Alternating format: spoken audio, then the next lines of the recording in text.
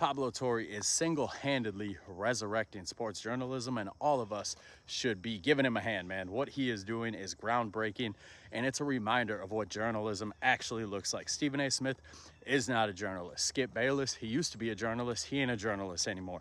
Kendrick Perkins, he ain't a journalist. All of these loud talking heads that we have been forced to accept as the only means of quote-unquote sports journalism, they're not real journalists. They're just hot take artists. And Pablo's reminding us what true journalism looks like. It baffles me that so many people are trying to fight him on this and trying to say what he's doing isn't important. I'm seeing so many people that are saying, oh, what's the big deal? Who cares?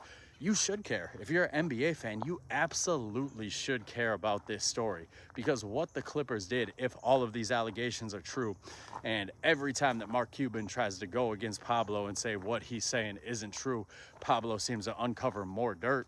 So I'm really thinking it all is true. But if these allegations are true, it is the biggest case of cap circumvention we have seen in the NBA. And if the NBA does not drop the hammer on the Clippers and does not make an example out of the Clippers, then throw the rule book out, man. What's the point of all of this new luxury tax and second apron stuff if you're not going to drop the hammer when a team blatantly does something to circumvent the cap? What's the point of the rules? You know, we shouldn't even roll the balls out and play anymore if we're just going to allow people to blatantly disrespect the rules like this and to blatantly do whatever the hell they want to. So I don't know what the punishment should be, but it should be extreme. You know, Ballmer should be suspended, if not forced to sell his team, even though that's going to be more of a punishment on Clipper fans than it is on Ballmer himself, because I promise you, you will not find another owner who's as passionate and as willing to spend money as him.